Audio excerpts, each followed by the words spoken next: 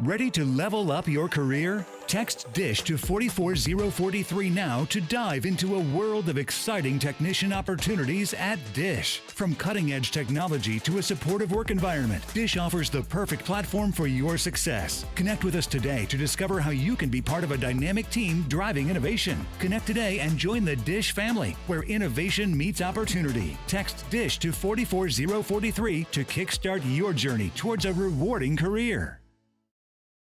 You're listening to the Archaeology Podcast Network. You're listening to the Archaeology Show. TAS goes behind the headlines to bring you the real stories about archaeology and the history around us. Welcome to the podcast.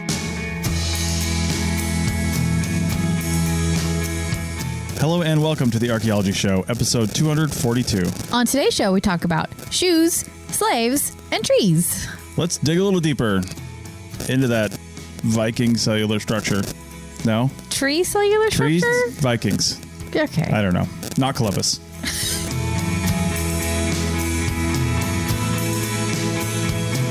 Hey everybody, this is Chris. And this is Rachel. And that's our new intro. We're trying something new. How do we like it? Yeah, because it just seemed a little, I don't know. Oh, are we leaving all this in? Oh, yeah, we're leaving all this in. Oh, great. Okay, fun. Yeah. We were just having a conversation how no other podcasts edit their show and they leave junk like this in. Yeah. But like, I can't do that. So you're probably going to end up cutting it out? Going to. Oh, okay. Yeah, all right. Well, that's fine. I don't yeah. care if our little weird interactions are in there. Anyway, for the next few episodes, we usually talk about where we're at, what we're doing, because people want to know. Yeah. But we're like in Charlotte, North Carolina for the next like month and a half. We are. It's where I'm from. We're with my family. We're literally in my sister's basement right now. You're probably going to hear like the sound of stomping feet above us because maybe not, but it's definitely very loud to us because, we're in the basement, but we have the whole basement to ourselves. So it's kind of like having our own little apartment. It's kind of nice. I got to give a short plug for our Instagram too, our socials, only because... Not because I want you guys to all go follow us. I don't even care if you follow us, but I saw with my own two eyeballs today the Tesla Cybertruck. And I know most people don't care, but I'm pretty excited. Like that literally has nothing to do with archaeology and definitely nothing to do with our show. Like maybe on Archaeotech if you wanted to take it over there. It does. You know why? Because the first Cybertruck that accidentally gets buried will be there for 10,000 years.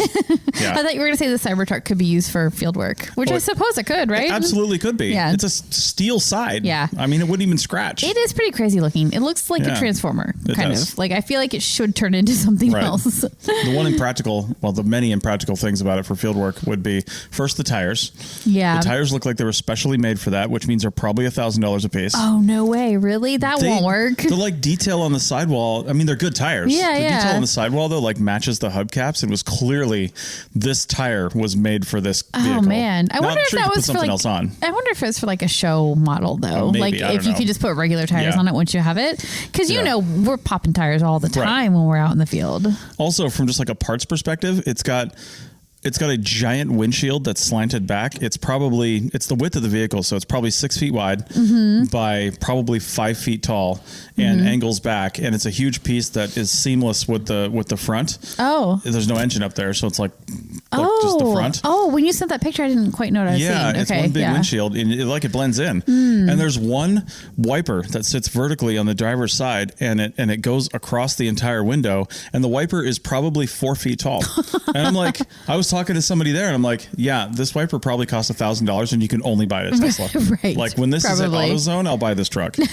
Yeah. So anyway, speaking of archaeology. Yeah. So that had nothing to do with archaeology, but that's okay. Like it's just what we're interested in right now, right? Yeah. You know what they wish they had in Austrian salt mines? Salt mines? Yes. Salt mines.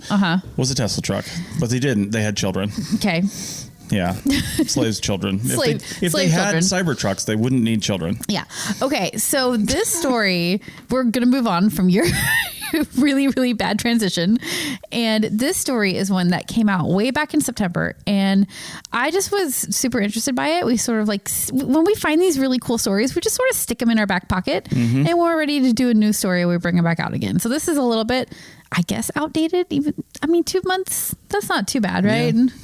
So the title is 2,000-year-old child's shoe found in Austrian mine, and it came out in the Smithsonian Magazine. And it was really intriguing because the shoe is in fantastic condition. Yeah. Like, it's amazing. You definitely need to go look at the picture of it. The archaeologists that found the shoe say that it probably belonged to a young child, and it was found in a salt mine in Austria. It's crazy. Anytime you see older shoes like this, shoe is kind of loosely defined. It's really just something that covered the foot. It's almost like a sock. You know what I mean? It almost is. It's like this sort of cup shape that goes around the bottom of the foot. And then you can clearly see where it would have been laced closed at the top. Like the laces are very distinctive. You know, they stand out. They're pieces of this one piece of hide, it looks like. Yeah. And they probably there was probably loops coming from the other side too. Yeah. And they probably strung that together somehow. But my point is, it doesn't have like a sole like you would think of as a shoe. I don't know when shoes started having soles, like sandals. Yeah. But it doesn't really have anything like that. And it's just like a hide covering. Now, it probably would have been extremely protective on your feet, but, didn't provide any support or anything like that when you think of a shoe. It would have been great for cold. And I'm sure. Yeah, and just for like surface level protection, but not really support. Keeping like pokies off your feet. But one of the reasons why this is preserved so well is because it was found in a salt mine, and apparently salt preserves things super well, which of course makes sense, right? Yeah. And salt prevents the growth of bacteria and other microorganisms, which effectively preserves the organic materials. So that's why it is so well preserved. Yeah. And the salt mine itself is, as it said in the title, 2,000 years old, and it's located in the Austrian village of Dürnberg. That's just south of Salzburg, which you may have heard of, close to the southwestern border with Germany. Yeah, researchers were excavating an area of the site that is known as the Georgenberg Tunnel. Would you say Georgenberg? Georgenberg, I would probably say, given German, but I don't know. Yeah, I don't know. It's like, it looks like George and Berg. I can't imagine it's pronounced that way, though. Yeah. The shoe is an American child's size 12 or a European child's size 30. What the hell is an American child? When do child sizes go to adult sizes? Like, I don't even wear a 12 in adult sizes, but it's a child size 12. Whereas the European size is probably in, what, is it millimeters? I'm not entirely sure, but I can tell you that American kids sizing is the most confusing thing ever. Like 12, it's like it goes up to 12 or 13. And then I think it starts over at like 1 again, maybe, but I could be completely wrong about that. No, not an adult, but like older kids. Oh, yeah. It's the craziest sizing for sure. Yeah. Like my niece, who is 5, is in a size 12, I think, actually. Right. She wears a 12. So yeah. Anyway, it's crazy. Yeah. The shoe, of course, is made of leather. Like we said, that's why it's so well preserved. And there's also, interestingly, you can see this in the photo, there's a small piece of like a flax cord kind of that is still attached at the top of the shoe. And it might have been used as a shoelace or something to kind of tie the pieces together. I don't know if shoelace is quite the right word.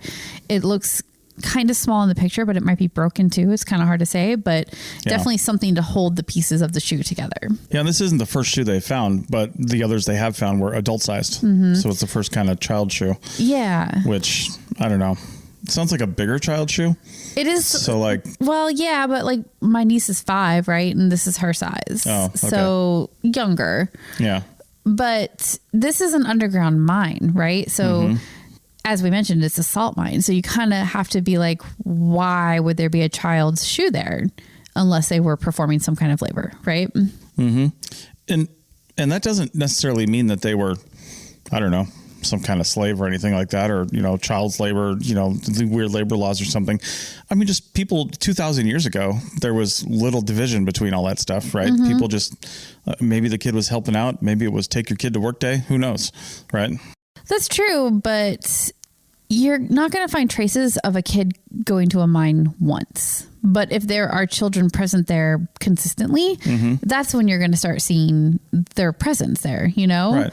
So obviously there's a consistent presence of children in this mine, which is why you find something like a shoe. That's kind of what I'm saying. Like, how far away could they possibly have lived? You know what I mean? Like with transportation and all that stuff, maybe kids just meandered there between there and the village, Because it's an underground mine, though. Like, that seems pretty likely that a kid is going to wander into an underground mine. They didn't have OSHA. Unless they were taken there. Yeah, I hear you. And if they're taken there, why would you take a child there? Oh, yeah. It's to perform a job of some sort. Maybe. Now, I'm not saying, and the researchers aren't saying that job was necessarily like, having a pickaxe and like actually pound it into the wall or anything, but they could have been shoveling discarded rocks, maybe, carrying buckets of mined material to the surface, maybe even just bringing like lunch down to the workers or something. It could have been very small, like simple work, but it does seem like they were somehow, assisting in the mining. Yeah, I guess there could have been small spaces that only kids could fit in. It's possible. It's like the, what was it, Star Cave, I think it was called, down in Africa, South Africa. The not Star, it was something Star. Where they found the new Homo species. But it was like a whole bunch of small female, paleoanthropologists, basically spelunking paleoanthropologists, and cave grad divers, students, that were able to fit in these tiny spaces, highly trained, and perfect people for the job, but they had the body size that allowed them to go in there, because we can't, send kids in there. Like you literally couldn't study there if you weren't small enough to fit. Rising through. Star. Yeah, it was Rising Star Cave in Johannesburg or something, right? In South Africa. It was South Africa. I don't know where though.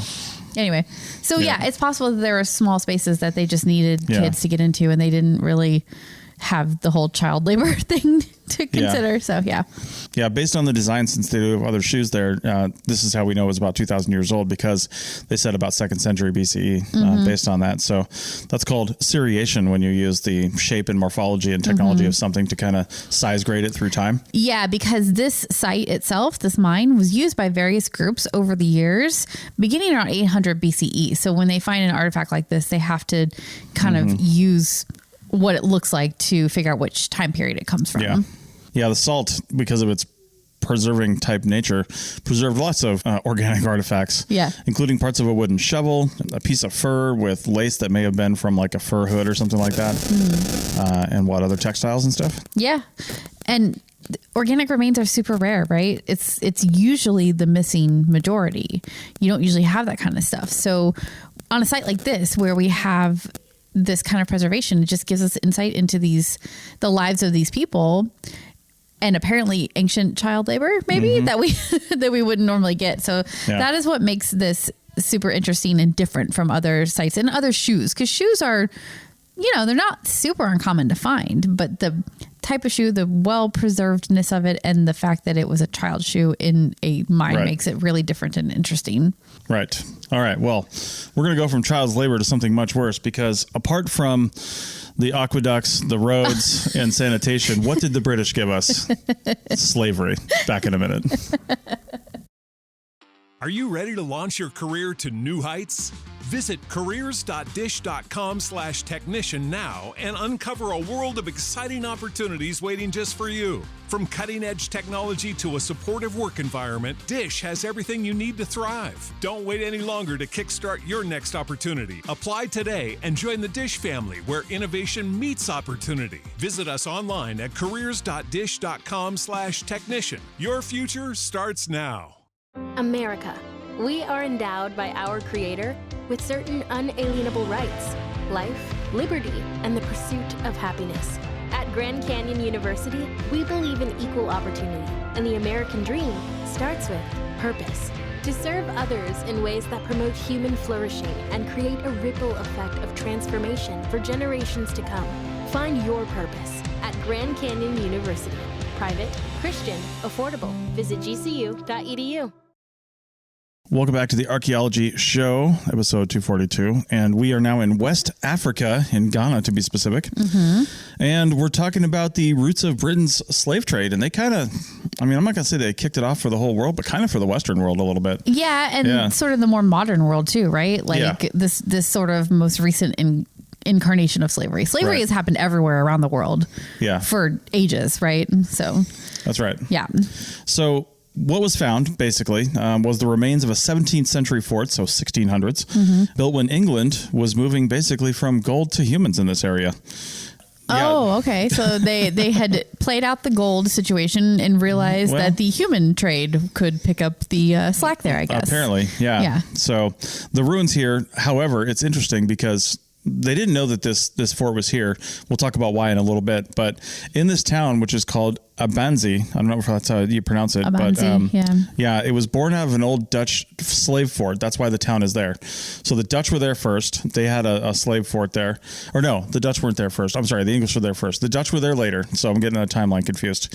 But this fort, this Dutch fort that's there now, sits on top of a steep hill above the town and over the Atlantic. So it's just kind of up there. And the ruins of it are a reminder and a link to the slave trade for the local people, because it's part of their identity. And also children use it as a playground, and fishermen use it as a guide to find the town again when they're out in the water, because it's up on this huge hill and it's very imposing. So it's been with them for hundreds of years. Everybody here, grew up with it. Their they know what it is. They know what happened there. They know why it's there, right? No, it doesn't say what was here before the Dutch put a fort here. Yeah. If they just decided this was a great hill and they started bringing people here, and then when they kind of abandoned all that, the people that were left, I guess, just, stayed and made a town.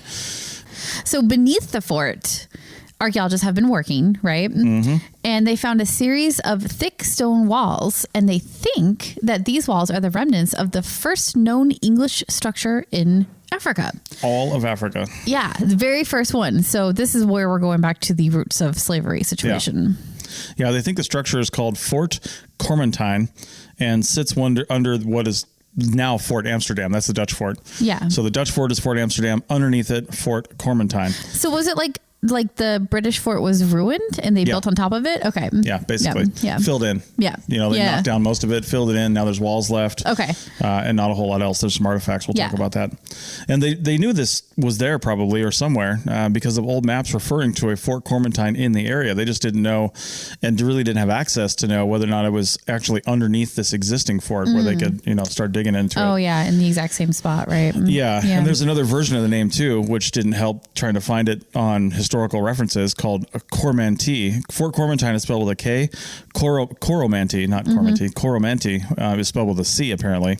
And that was actually the name given to some of the enslaved people in the Caribbean that were thought to have been transported from this location in Ghana. Oh, okay. So yeah, if you look at records from the Caribbean, you see the Cormanti people. Right. Yeah, they're thought to have come from here. Okay, which completely strips them of their own identity by giving them this, the name of an English fort. Right. That's not even like the name of the place that they were from. Right. So there are slave forts dotted along what was the Gold Coast in West Africa. And Fort Cormentine was built in 1631. It began life as a trading post for gold and ivory, among other items. Yeah.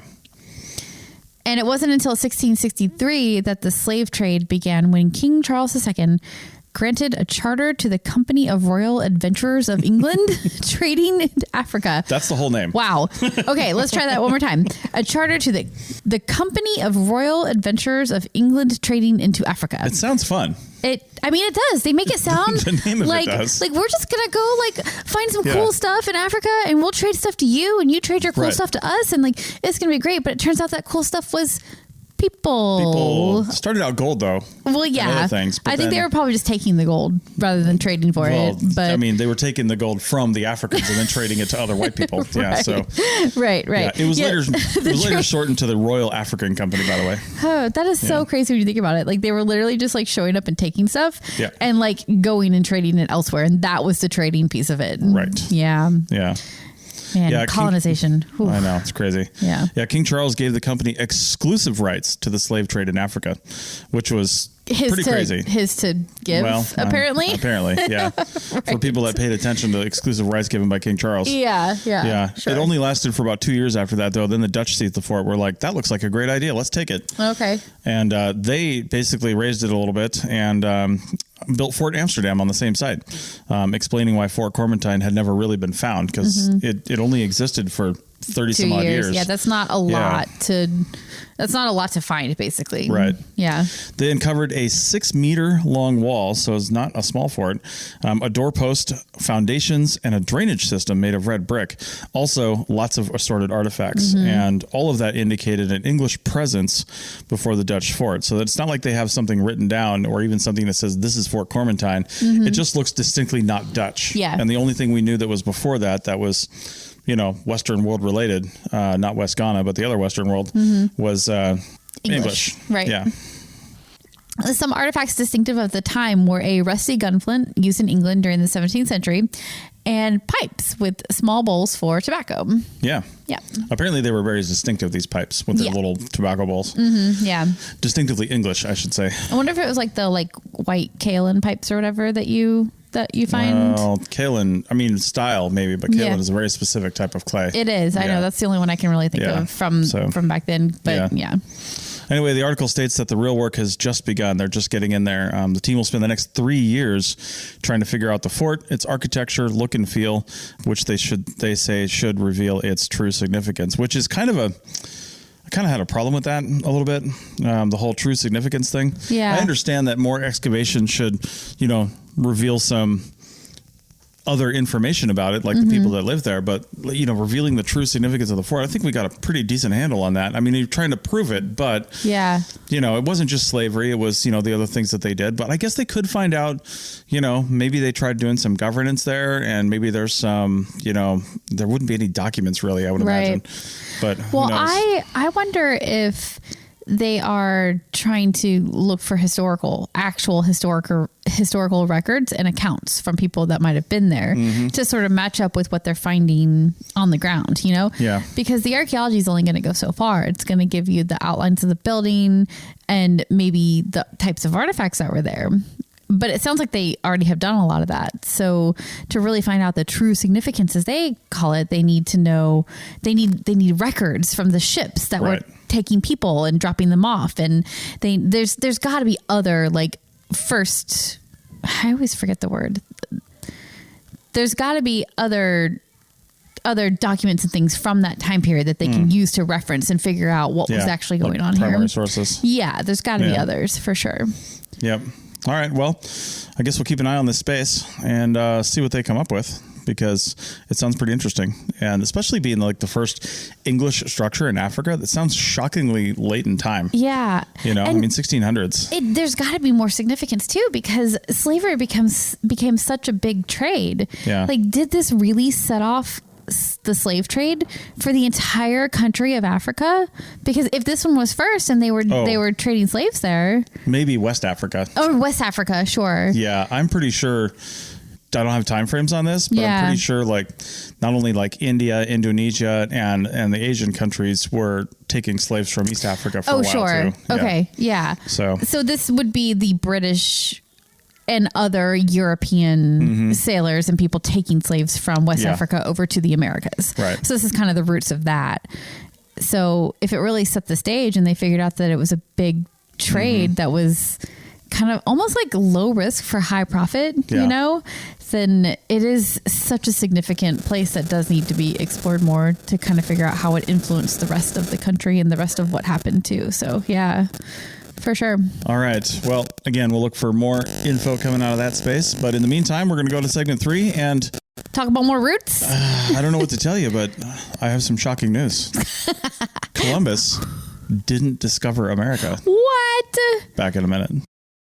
Back to school savings are officially in session at Tanger Outlets. Shop the latest school styles with an extra 25% off during Tanger Style, our biggest sale of the season, now through August 25th. Plan your trip at tanger.com.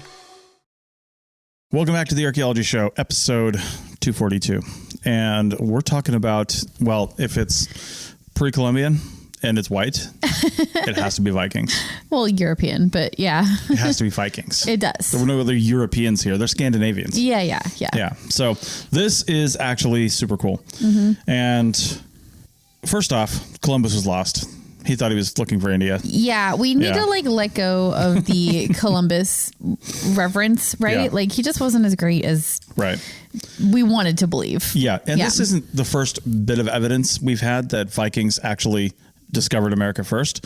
It's just really hard for people to really let that go. But the more evidence that builds, the more we can start ditching that narrative and coming up with, really preaching the new one. Yeah. I mean, they have found evidence of, I think, structures or something like that up in Newfoundland. Yeah. Or something. That look Viking, right? So that definitely didn't look Native American. Yes. Let's just put it that way. Yeah. Yeah. So anyway, this one is pretty cool because the evidence actually doesn't even come from North America, not directly. Right. Yeah, I mean, it does, but originally it did. Right. But they weren't digging there. So what do we mean by that? So it comes from Greenland, and it seems, according to this evidence, that not only did they make it to the Americas before really anybody else did from the Western world, or even the Asian world for that matter, as far as we know, that they were doing it lots and lots and lots of times over the course of hundreds of years. They just never stayed, apparently. So, and I was like, why did they not set up camp in North America? And you and I were kind of talking about that. And it's like,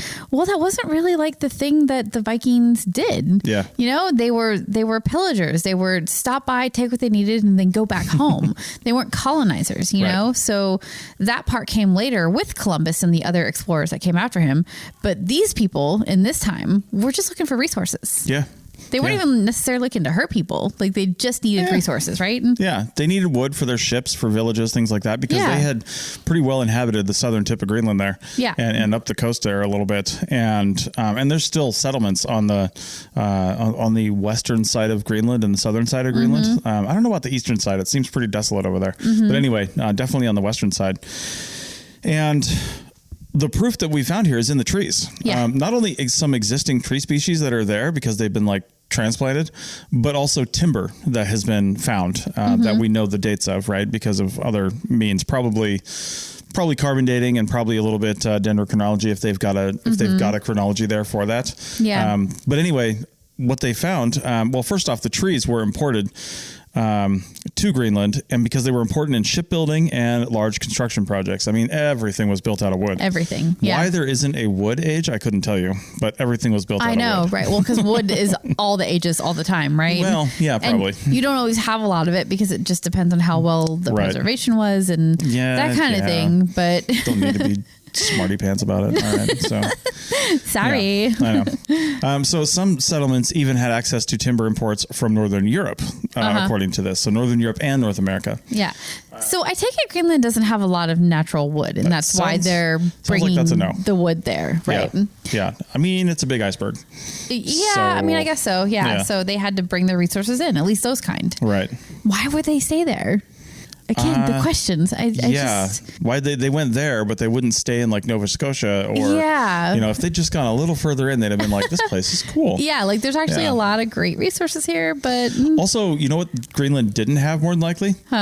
Like hostile Native Americans. Well, true, but there weren't so many Native Americans on the continent that they couldn't have like. I mean, I think there were probably quite a few about that back then. They probably could have figured out a way to live in the place together. But maybe, but we don't know how friendly and, you know, charming not only the Vikings were. I mean, the Vikings aren't known for that. Charming. Right.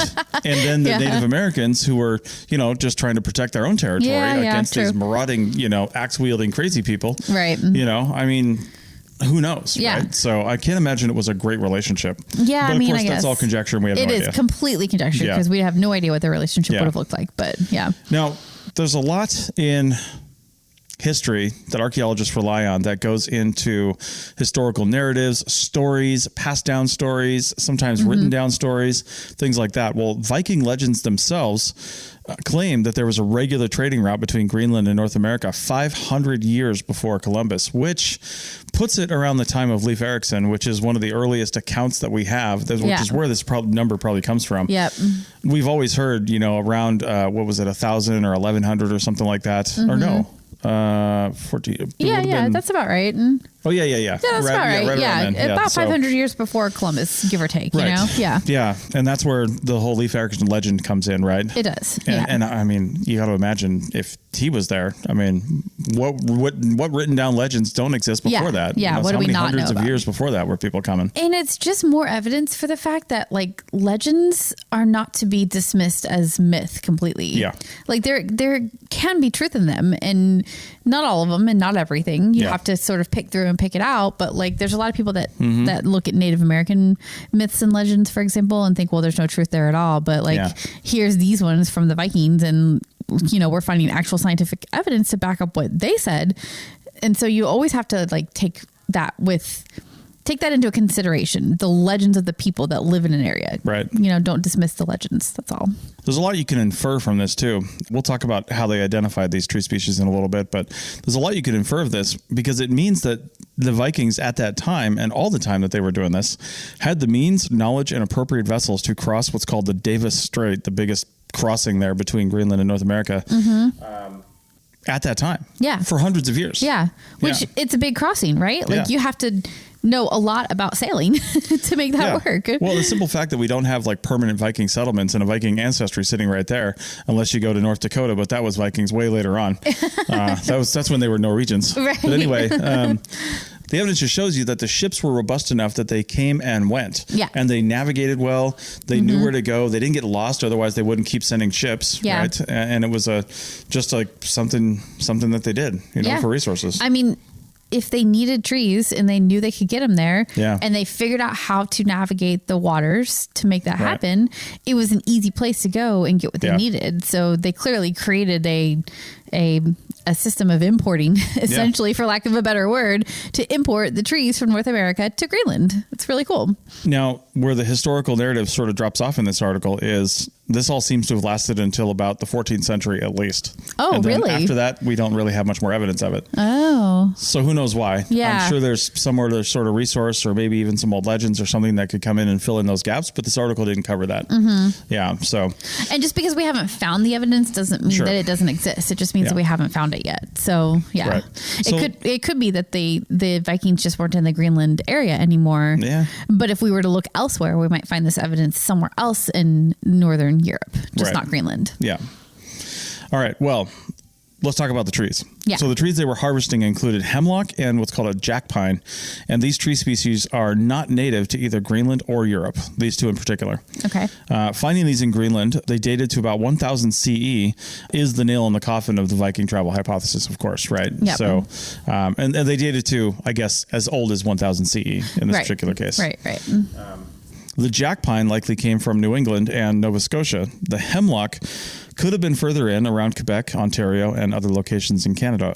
I don't know if that's only because they're not there now, closer to the Atlantic, or they're just not coastal species. They just might be more of the whatever the inland geography is there. They're just more inland, but it does make me wonder, like, were they going up the rivers? Yeah. And just going as far in as they could on a river, and they took whatever trees they got to from the river, probably, right? I mean, it doesn't say they were all the way down as far as New York, but I know you can take a boat from the Hudson all the way to the Great Lakes. You can. So, that would be a very long way to travel, but, yeah, I guess all I'm thinking is like it's not like they like dropped their boats off in the ocean somewhere, like went in, just like started marching until they found the perfect tree to take home. It wasn't Christmas tree shopping, Right. It was definitely probably opportunistic, whatever they could get to easily.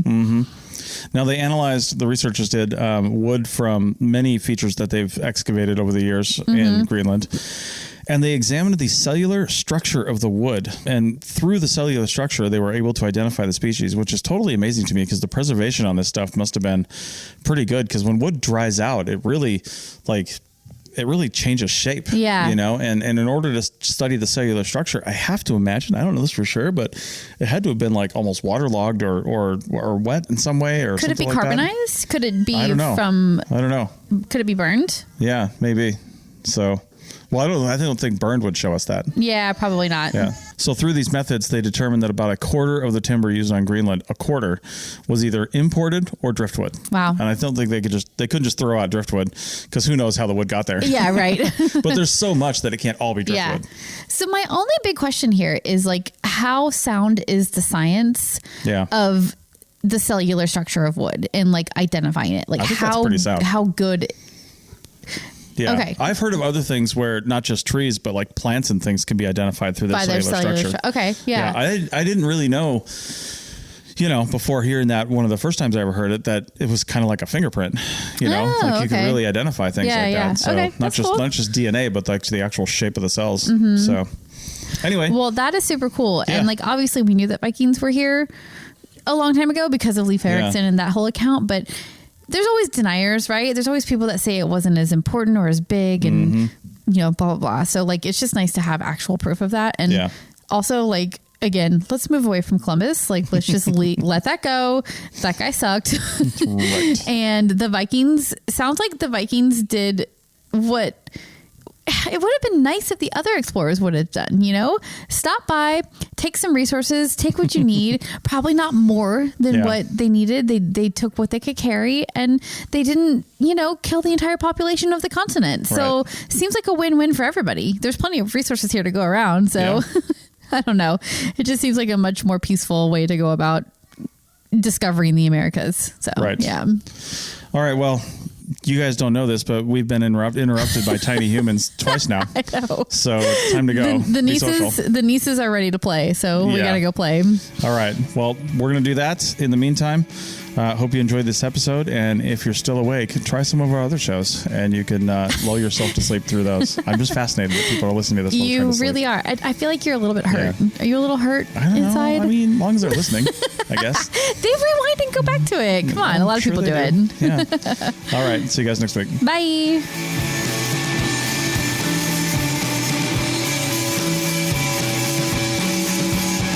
Thanks for listening to The Archaeology Show. Feel free to comment and view the show notes on the website at www.arcpodnet.com. Find us on Facebook, Instagram, and Twitter at ArcPodNet. Music for this show is called I Wish You Would Look from the band Sea Hero. Again, thanks for listening and have an awesome day.